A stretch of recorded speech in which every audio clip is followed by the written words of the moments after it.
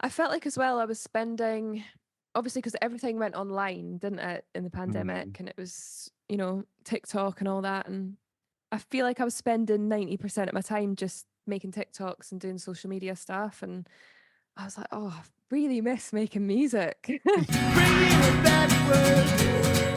Hi, how are you, Nina? I'm good. How are you? I'm fantastic. So nice to meet you, Nina. I'm Adam, Lovely to and meet you. yeah, and this is about you and your journey in music. And we'll talk about this new album you have coming out, which is super exciting. I had a chance to hear it. It is amazing. Thank you. Yeah, I know you did this really cool. I was watching the reel you did where you are like walking and you just kind of talk about your whole real, condensed version of your career in the music industry. And that's really what we dive into here. So I've Cool. seeing that. I have a lot of follow-up questions if that's cool. And maybe you could Go for briefly go through it. that a bit. And then obviously we'll talk about the new album. Lovely. Cool. So born in raised, you said small town, a village in Scotland. Is that right? Yeah, so yeah, we're gonna say the village. I was born in a small town, then I moved to the village. So I'm like, I don't know where to say where I'm from, but we're gonna go Okay. Balerno. It's called Okay. Balerno. No one's heard of it. It's a beautiful little village. Very, very cool. And what was Mhm. that like growing up there? Um, Looking back now, it was lovely. It was very safe. You could just walk anywhere at any time. There's beautiful fields. There was a reservoir, trees, like just the freedom that I guess every parent would want to give their kid. So Mhm. I'm super grateful for that. As a kid, I found it quite boring. Um, Sure. and I couldn't wait to get out and see the world and try and become a musician. So Mhm. yeah, mixed feelings, but I think definitely at this age, I'm like, that was pretty nice. Right. I know it's always one of those things when you leave it, you're like, that didn't really wasn't that bad now, was Yeah, it? exactly. How about as far as music, how did you get into music? Do you come from a musical family, a creative No, household? no, I think that's what I found difficult, to be honest. And I think that's why I wanted to get out because I felt so cut off from the world that I so desperately wanted to be part of.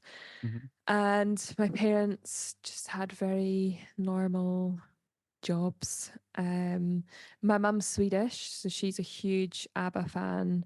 She Okay. loves pop music, just like typical Swede. I grew up on like Whitney Houston, Mariah, ABBA, Britney, Christina, like all the divas. So that was sort of my musical upbringing. It was a lot just chart music, really. Um, and yeah, I didn't really no one played an instrument in my family. I've actually since found out my gran is apparently a very good poet, Wow. which kind of makes sense with the songwriting because I've got an Sure. obsession with words. I love storytelling. But I've never read any of her poems because they're in Swedish. So yeah, tricky Oh, you one. didn't grow up learning to speak in Swedish? No, because my mum was trying to learn English really, so she didn't teach me Swedish because she thought, oh, I'm just trying to get through English and Sure. also I want her to she's learn probably never that. she's never going to use it, but yeah, I've actually tried to learn since the pandemic, but it is so difficult. I bet. So, Oh, yeah. that's wow. So where did you start as far as music? Did you take piano lessons or guitar lesson or anything like that or chorus, choir? So I was an only child and I was very bored. So I spent a lot of time listening to these albums and my favorite thing was to get the lyric books out and just like follow along the words as they Sure. sung. Yeah. And so my mum got this, I can't even remember, it was like this weird looking keyboard thing. It's the one that has like the button you press and the music starts playing. You know those Mm. ones? Oh yeah, yeah, Like yeah. Edelweiss and stuff. Sure. So she brought that home and that for me was like, wow, I could put my words to songs because I started writing like short stories and poems. So I think I was about 10 and I had a woman teach me like the triad, C, E, G, C Yeah, chords, yeah, yeah. stuff like that. Um, and that was it really. And then I got a bit bored of the piano. I just thought I just prefer writing words. And then at 14, I discovered Taylor Swift, like every other 14-year-old girl at the time, Sure. and was like, this is what I want to do. And then I went down to a shop called Argos, which is I guess like a Target maybe, Mhm. and found this little pink nylon string acoustic guitar, 20 quid, brought it home, learnt the entire Fearless discography on Ultimate Guitar very badly. Wow. And Oh, so you were actually doing tabs at that point too. It wasn't even like you watched somebody teach you on YouTube or anything like that. yeah, I don't think that was even like, I don't know, maybe there was a few videos like that, but It yeah, this wasn't is, that far advanced yet with yeah, YouTube. I'd probably be better if that was a thing, but it's Or why all these not, kids right? At least today, you're learning how to play it like, okay, my finger goes on these 3 yeah, this chords is a and D chord. yeah, sure. Yeah. And that was it. That was the start of it all. So you learned, yeah, you just picked up the guitar, learned how to play some Taylor Swift, and then what, started And creating your own then, songs at that point? yeah, through that, I had a lot of things I wanted to write about, as you know, at that age, there's a lot on your mind. Mhm. And I just, I learned a lot of Taylor Swift songs had similar chords. So I stuck to them at first and then branched out a bit when I learned some other artists' songs. And yeah, just started writing my stories, and that's sort of how it began. And then I started Ye a YouTube channel. Yeah, I was gonna say you had a YouTube channel early on as well, right? I did, yeah. So on Did that some and then covers. it was just it was mainly cover songs on there? It was a mixture of covers and originals. Okay. Yeah. And did something take off from the YouTube channel? Or, like, If kinda Yeah, a few of them started getting views after about maybe 2 years of uploading. okay. And I was so shy, like so introverted, and just didn't know if I could sing. I think I couldn't really sing. I think I've since formed my own style, but I loved writing. So I was like, I'll just sing.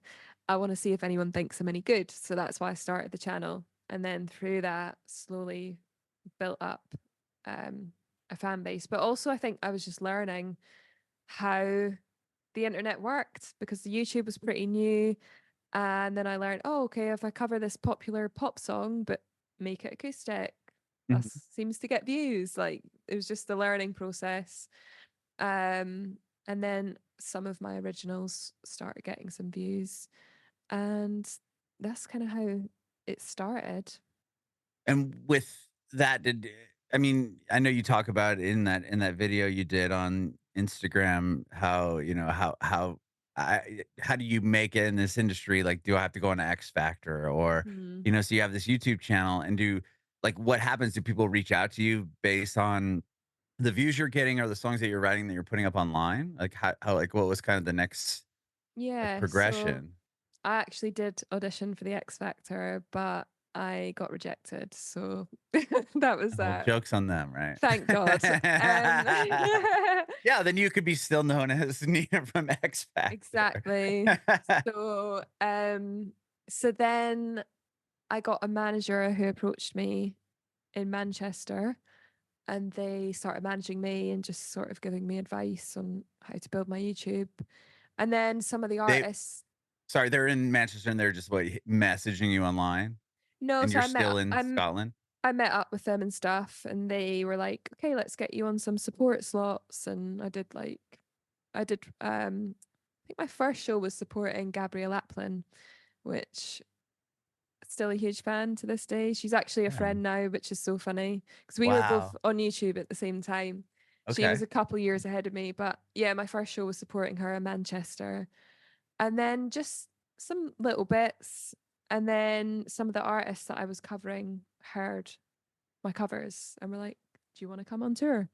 So Wow. it all just happened very like quick when it did happen and very organically, really. Mhm. And then you end up signing to a major label, right? I mean Yeah, so I released an EP called the Apple Tree EP mhm. independently with my now manager. I switched management at that point, and Yeah, me and her actually now own the label together and we're still working together. But yeah, we put out the Apple Tree EP and it then charted, I can't even remember, but like in the top 10 on iTunes, which was like the Jeez. thing. It was the Yeah, thing. that's like the biggest deal. I mean, then Yeah. especially. Even now, if you're charting on Apple iTunes, it's huge, Yeah. right? Yeah. So that was exciting. And then it started getting radio play on Radio One, like BBC Radio One, which is Wow. our kind of big station. Mhm. And then, yeah, I got offered a record deal, signed to Island Universal, um, to make an album, really. And you did an album with them, and then you ended up because with, The Sun Will Come Up, and The Seasons Will Change, that was the wasn't that, like, kind of the big moment for Yeah, you? And that was later, right? That is after the major label yeah, release and everything? yeah. So I think my first album, Peroxide, didn't even come out in America because you know it used to be like coming out in Germany, coming out in America. Like it Sure. wasn't just a global release. So I think it actually only came out in Europe, but it might be out globally now, I don't know. So then I got shelved for 2 years where they basically didn't drop me but didn't let me put anything out. Yeah, that was And after you had put out Peroxide, though? yeah, and then the day before the video shoot for my first single of this album that never came out, um, it was a song called Chewing Gum. They dropped me and were like, "You're like drop the funds you get for us dropping you, we'll just pay for this video." And I was like, what? So yeah, then I got dropped and at the time it was like a really bad thing to be dropped. It was like career over damaged goods sort of thing. Whereas I think Yeah. now it's not as big a deal, but yeah. Right. Well, now it's So like as you are doing, you don't even really need you just start your own label, right? yeah, yeah. But So back that then, was it that was bad. yeah, yeah, I'm sure you're like, "Oh my gosh, now what?" Yeah, exactly. And no one wanted to work with me. Like it was just bad. So then I became a songwriter for 2 years, wrote with other artists, taught myself to produce because I thought if I can't afford producers, I'm going to have to try and learn how to do this. And then in that time, I wrote The Sun Will Come Up, The Seasons Will Change, and then signed to an indie label they do like a lot of heritage acts. So it was quite a risk signing there because I was very like out of their normal roster and yeah, neither of us had done anything like it together. So Mhm. it was kind of like a let's see what happens. And yeah, that was my most successful record. Hit like a billion streams. So now anytime that I want to quit, I'm like, remember that. Yeah, for sure. Yeah. Well, with, the album that was shelved, you were still able to release, what, some of the songs from it? I mean, Chewing Gum, I only just released Chewing one. Gum? Yeah, And then the rest of the songs were just were sitting there and they never you can never touch them because the label owns them technically? exactly. Yeah. And to be honest, I think after I'd been dropped, I just thought, do you know what? This isn't even the music I want to be making anyway. Like, I think I was making that album so desperate to please the label and to be taken seriously. And I just think I didn't make it for the right reason. So I think it it needed to happen. And I wouldn't have made the Sun Will Come Up album if that hadn't have happened. So yeah, I mean, going into that album, that must have been, eh, I guess where your headspace must have been in a place of like, "Okay, well, I just got dropped." Are you thinking like, "Well, I can do what I'm gonna do whatever I'm gonna do." You kinda had, like, the freedom to not answer to anyone, right, at that point? literally. Yeah. And I mean, my manager repeatedly said to me, she was like, no one's waiting on this album. Like when I was making the summer come up, she's like, no one's waiting. Mhm. So take as long as you need, which is kind of humbling, but true. Um, Yeah. no one was waiting. No one cared. And I think I love that. I love when no one cares and everyone thinks you're over. Like it just makes me want to like prove myself and make the best record ever. So I think for me it was like, fuck it, I'm just gonna make the record I've always wanted to make. And if it flops, it doesn't matter because I've been dropped. So I had nothing to lose, which was Yeah, really freeing.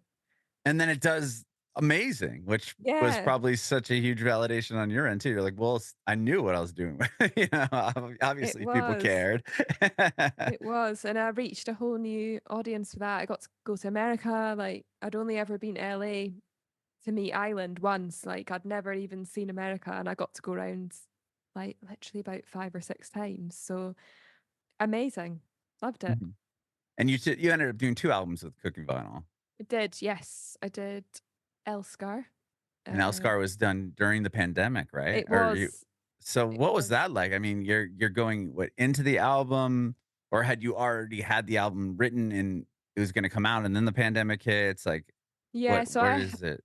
Is it obviously we had all that success on The Sun Will Come Up, and I toured for 3 years with that album, and I was ready to go. Like I was like, let's take this to the next level, and I'd Mhm. had maybe half the next album written, and then the pandemic hit, and I was ready to get going, but obviously the rest of the world The just world wasn't ready. the world wasn't ready. And I was in my head, I was like, "Oh, it's only going to be 2 weeks. It's only going to be 2 weeks or something." Well, And that's what then they said. obviously, What I happened? I was like, know, We're gonna flatten the curve in 2 weeks," I and then know. And it's it was just, 2020, what, oh, 4 now, and and it's I still kind know. of percolating up places. It's crazy. And yeah, it was just, I mean, really making an album. And it's just, there was a lot worse going on at that time, obviously. Right. But yeah, it was tricky because I decided to make the album in Sweden and I couldn't get into the country because I've got a British passport at the moment. So anyway, I couldn't finish the album. I then had to try and finish it on Zoom, and it was just like it's just Oh, such a wow. buzzkill. Yeah, I bet, right? Excuse me. Yeah, it just wasn't a vibe. Mhm, But I love a lot of that album.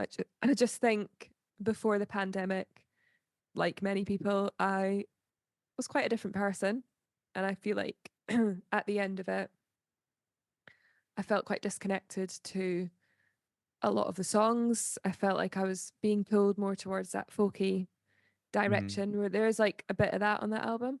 And the Yeah. pop songs, I was like, oh, these needed to come out 2 years ago. I feel like I've moved on. Mhm. But I love the songs still and I wanted them to come out. So yeah, I think it was like a bridging album No, between, 100%, especially yeah, because it does have both elements, right, of what your new music is doing and sounds like, as far as, like, the more of the folk. yeah, And one of them is a pretty rock song too. I mean, I think the first one you put out, or maybe it's the most recent one, but yeah. but versus the pop, more of the straightforward pop music you were doing prior.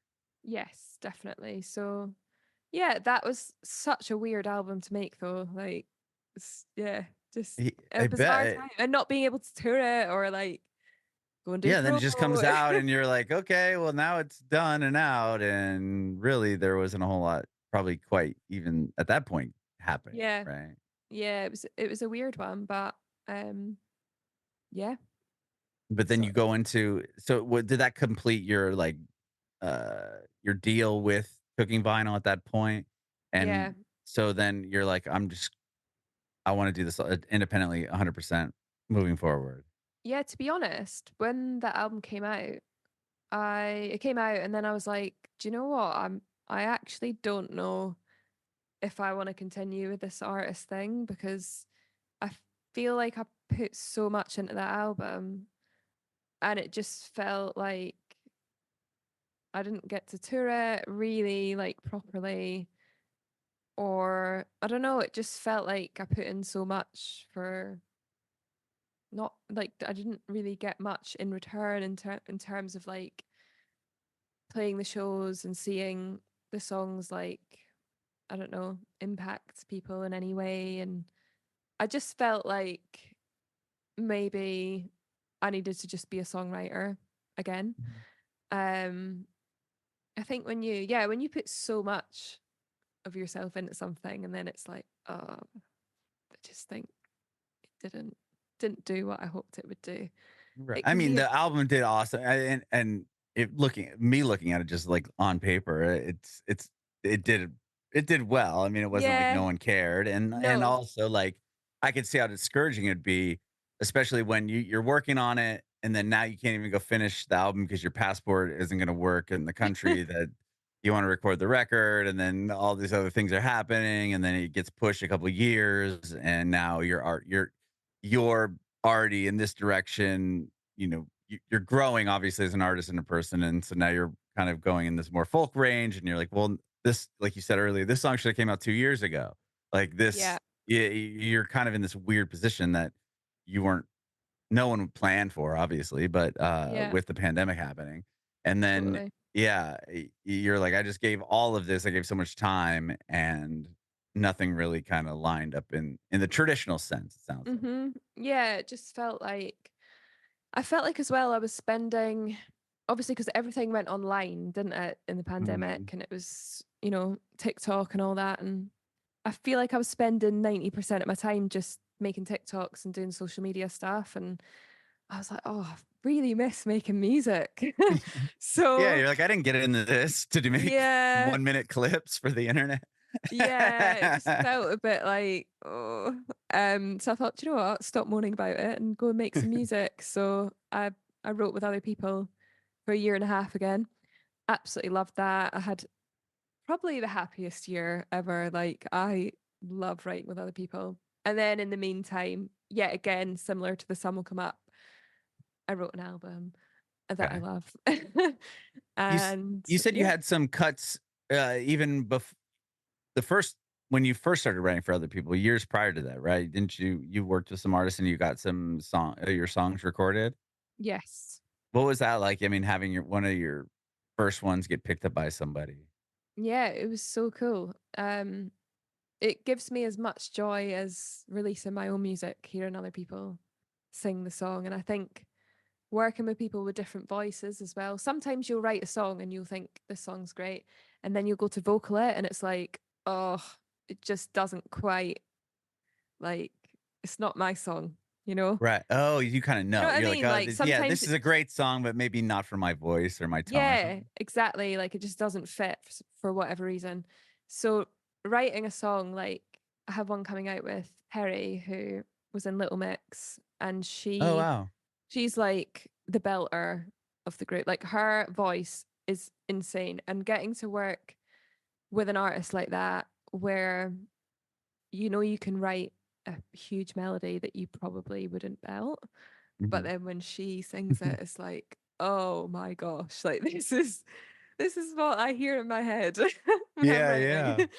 So it's really nice to work with people with different voices because you can kind of get that out your system. And I have another one with this artist called Tyler Lewis, who she's a UK R&B artist, and I think she's got one of the best voices I've ever heard. Genuinely, like it's Wow. yeah, check her out. I think she's gonna be Tyler huge. Lewis?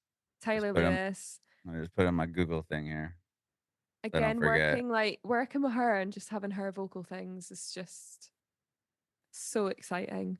Um, yeah.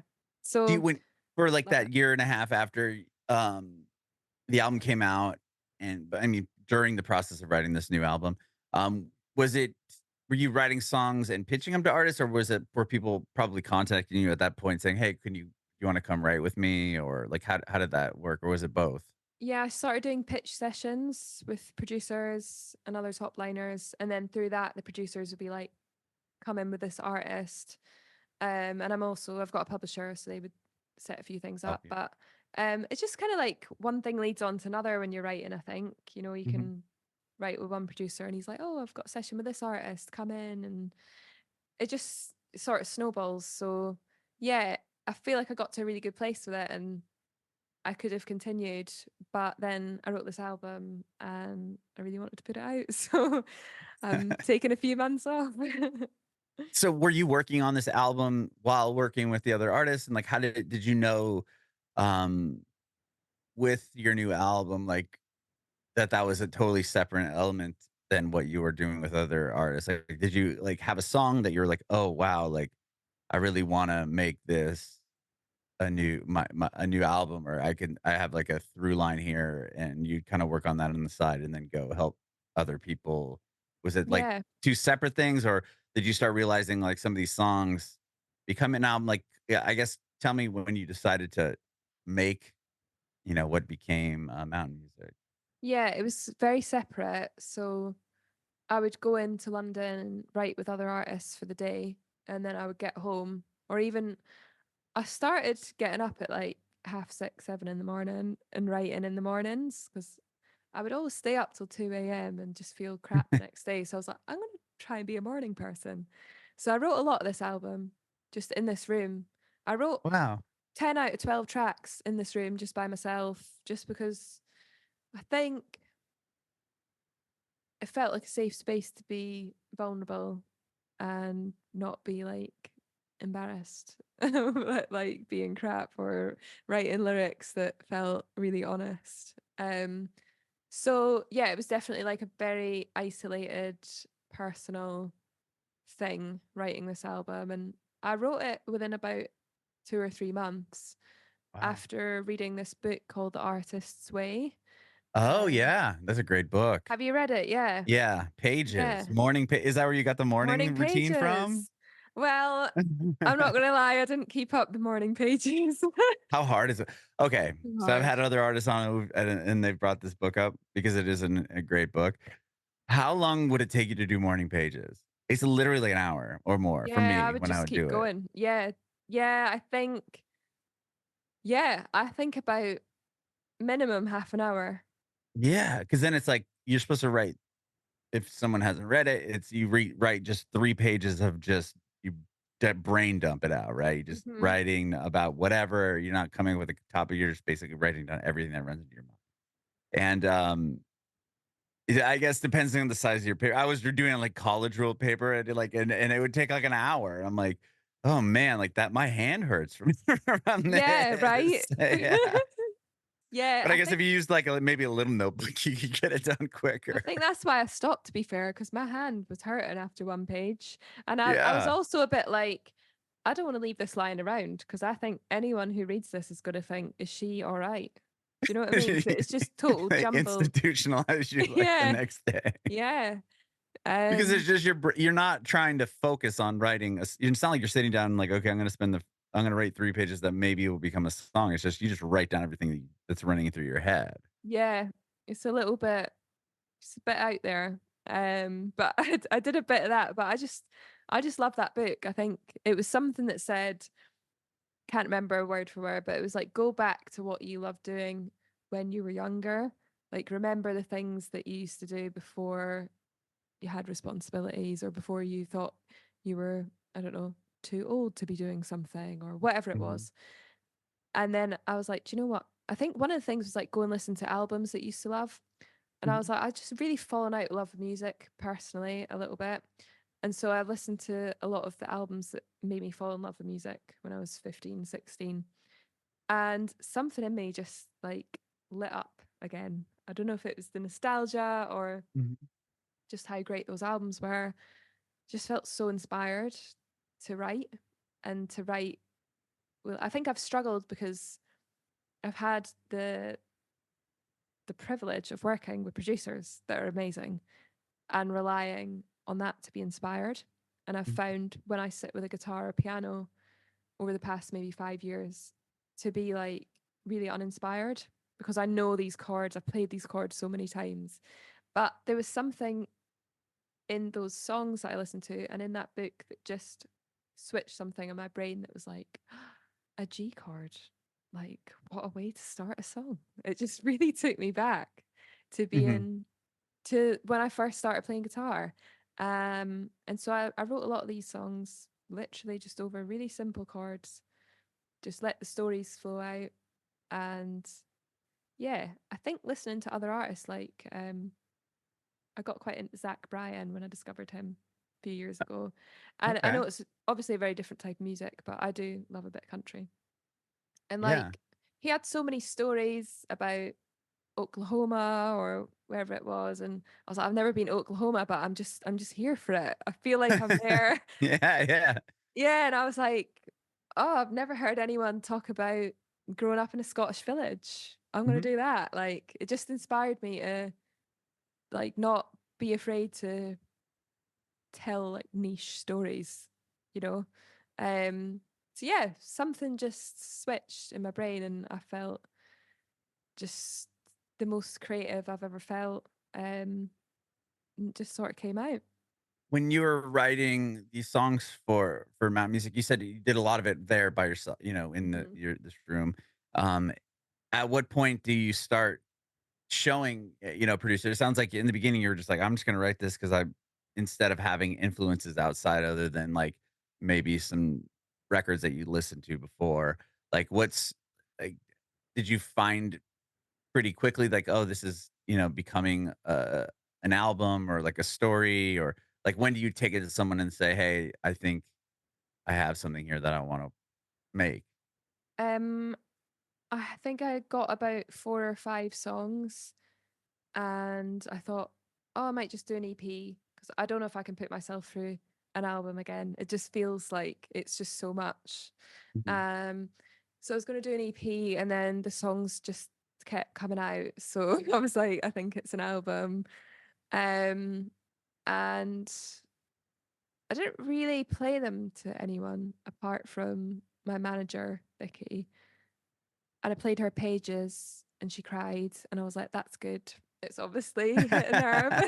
She's like, oh, this is where you were meant to be. And um, but I kept it very yeah, very like close. I just didn't want any outside opinions. And I also didn't know if I was gonna put it out. I didn't really know. I just knew that I was enjoying writing songs. So yeah, it got to like maybe 10 tracks and then I thought, okay, let's do it. Let's Yeah. commit. And Yeah. the album is all is based, I mean, they're all stories about your life, right? Your life Yeah. and your life growing up. Yeah. It's And what definitely sorry. I was just gonna say, yeah, can you, I mean, yeah, what's kind of, if for those who haven't heard the album, well, it hasn't out yet, so and people will hear this before then. Yeah. Like what's kind of like the underlying like well, about the album? Like where did the Mhm. songs like come from? And Well, I didn't really set out with a theme or um like a particular story that I wanted to Mhm. say. It's literally just like just singing words like a stream of consciousness.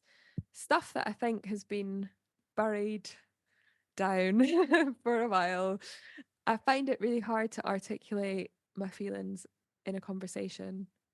Mhm. And I just, yeah, I think I'm day to day, like I just sort of push things down and just get on with it. But I think songwriting is where it all comes out. And sometimes I'm surprised. Like some of these songs on the album, like Anger, for example, I was like, oh, okay. Didn't know that was lurking in there. And some of the songs have really surprised me. But I think in general, the album is very much a look back over my 20s. It's very reflective. The stuff that I would have wanted to hear when I was 18, 19, 20. And I just think turning 30, I feel I see things so much clearer. And I think my 20s, I felt very like, I don't know what the word is, like a bit blurry. Like I Mhm. just didn't even really know what was going on. I was just trying to like get through each day and, you know, make it out the other side. Sure, yeah. But yeah, I just think it's a weird time to be, you know, in your 20s. But when I turned 30 recently, and making this album just feels like I can look back now with clarity. Sorry about the dogs barking. I can't hear him, but And yeah, it's just everything, really, everything that's happened. And yeah, it's very autobiographical, but I really hope that people can sort of take it into their own lives as well. 100%. Oh, I think the album is amazing. Are you, I know you Thank just you. did some shows with Stevie Nicks. Are you gonna tour the album as well? Yeah, I'd love to. I'm doing some UK dates in October, and then I'm trying to get out to America. Come to Um, Nashville? oh, I'd love to come to Nashville. Nashville's been such an influence on this record, so I feel like I have to come. But yeah, I think later this year I would love to come out. I love it. I love it. Well, I appreciate your time, Nina. Thank you so much Thank you. for taking the time to talk. And I'm excited for you. And the album is amazing and it's Thank honest you. Yeah, I think what you're doing is amazing. And I have one more question for you. I want to know if you have any advice for aspiring artists.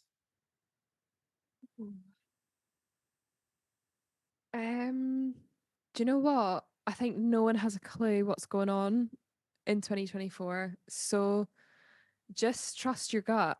Make great music, trust your gut, and don't be afraid to put yourself out there because I think we just have to do that these days. And hmm, yeah, I think more than ever, like the power's in the artist. Like we have the power, so don't be afraid to really go for it. Bringing it backward.